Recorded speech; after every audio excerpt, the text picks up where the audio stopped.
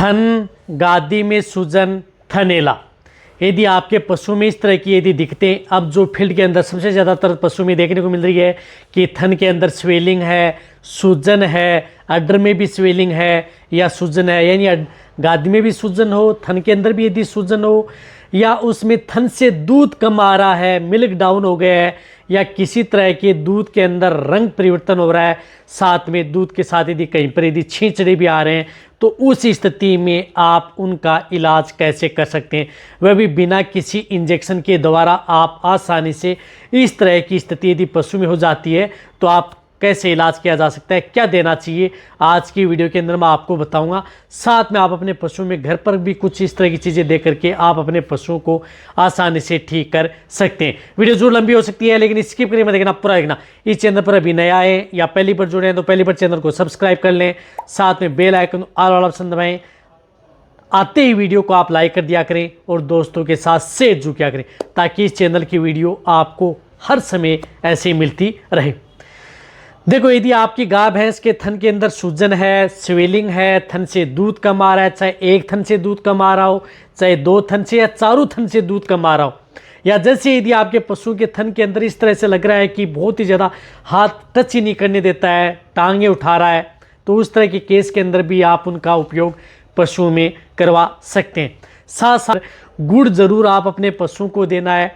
अब गुड़ कितना देना है? गुड़ जितना बॉडी वेट होता है उतना ग्राम आप अपने पशुओं को देना। कहने का मतलब है कि 250 ग्राम से लेकर के 500 ग्राम गुड़ आप उन पशुओं को पर डे आपको देना है। और गुड़ के साथ आपको नींबू का सेवन भी आप उन पशुओं को जरूर करवाना है। जब भी यदि आपके पशु में थन से यदि दूध कम आना, छींचड़े आना या थन के अंदर दूध का रंग परिवर्तन होना, उस स्थिति में आप कोई भी किसी भी तरह का थनैला हो, आप उन पशुओं को जरूर देना है। यदि पशु में किसी भी तरह का यदि मेस्टाइटिस या थनैला हो जाता है तो,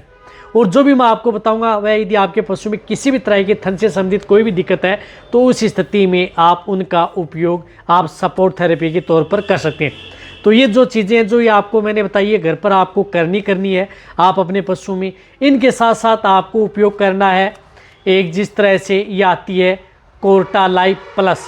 बोलस, जो कोर्टालाइफ प्लस बोलस आ रही है जिसके अंदर साल्ट है, आइसोफ्लूपेरिडोन एंड सेरिटोपेप्टाइड्स, जो आपको स्क्रीन के ऊपर भी दिख रही है। तो कोर्टालाइफ प्लस आपको ज़रूर आप अपने पशुओं को ये ज़रूर देनी है, क्योंकि ये क्या करती है कि आपके पशुओं में थन के अंदर किसी भी तरह की स्वेलिंग है, सूजन है, गांठ है, उसको भी ये क्या करती है कि कम करने का काम करती है, दर्द आपके पशुओं का कम कर देती है। तो ये बोलस आप अपने पशुओं को, चाहे पशु प्रेग्नेंट हो, ताज़ा ब्याई हुई हो, सभी तरह के पशुओं में ये काम करती है और ये रिजल्ट भी आपके पशु में बहुत अच्छा देती है। तो आपको क्या करना है कि इस तरह से ये 2 बोलस आप उन पशुओं को, बहुत ही ज़्यादा यदि स्वेलिंग है, सूजन है, तो 2 बोलस सुबह, 2 बोलस आप उन्हें शाम, लगातार 3 दिन आप उन पशुओं को ये टेबलेट ज़रूर उन पशुओं को देनी है। कम सूजन है, कम स्वेलिंग है, तो उस स्थिति में आप ये 2 बोलस पर डे आप अपनी गाय भैंस को दे सकते हैं, लगातार 3 दिन। तो ये 3 दिन आप अपने पशुओं को ज़रूर देनी है, बता दिया मैंने आपको। यानी जिन पशुओं में यदि दिक्कत जाता है तो आप उन पशुओं को सुबह शाम दें। कम प्रॉब्लम है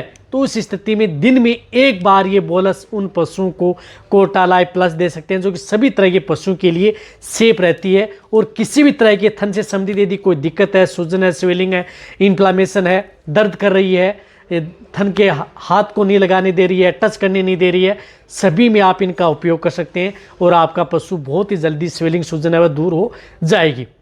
इसी तरह से आपको इनके लिए मैं आपको एक पाउडर और बता रहा हूँ, उस पाउडर का भी उपयोग आप सपोर्ट थेरेपी के तौर पर ज़रूर करवाना है, तभी आप अपने पशु में रिजल्ट मिलेगा। पाउडर ऐसा होता है जिसके अंदर न्यूट्रिशन हो, न्यूट्रिशन का मतलब हो जिसके अंदर विटामिन्स भी हो और मिनरल्स भी हो, क्योंकि किसी भी तरह के थनैला में, थन से संबंधित दिक्कत में, इन्फेक्शन में, सूजन में, स्वेलिंग में आ जाती है तो बोलस तो दूर कर देती है, लेकिन पशुओं के दूध से संबंधित कोई भी दिक्कत है तो उसको जल्दी करने में, साथ में पशु की इम्यूनिटी बढ़ाने में, क्योंकि ये बैक्टीरियल इन्फेक्शन होता है तो उसकी इम्यूनिटी बढ़ाने में उस पाउडर का बहुत बड़ा रोल है। वह पाउडर आप अपने पशुओं को देंगे तो आपका पशु बहुत जल्दी रिकवरी लेगा। तो इसके लिए आप उपयोग कर सकते हैं जिस प्रकार से मैनकाइंड का आता है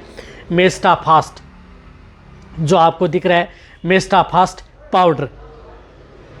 जो आपको स्क्रीन के ऊपर भी दिख रहा है कि ये मेस्टाफास्ट पाउडर आपको उपयोग करना है जी, क्योंकि आते हैं न्यूट्रिशन फार्मूला आता है फास्टर मैनेजमेंट ऑफ मेस्टाइटिस के लिए आपके पशु में, क्योंकि इसके अंदर विटामिन ए, विटामिन D3, ई और लाइव ईस्ट भी आते हैं, जिंक है, कोबाल्ट है, नाइसिन है, इसके अंदर विटामिन B2, बायोटीन सभी इसके अंदर आते हैं। तो आपको क्या करना है कि इस पाउच के अंदर 50 ग्राम के एक पैकेट आता है। तो एक पाउच आता है 50 ग्राम का, तो एक पैकेट के अंदर 5 पाउच आते हैं। तो आपको क्या करना है कि ये एक पाउच पर डे यानी 50 ग्राम उन पशुओं को पर डे देना है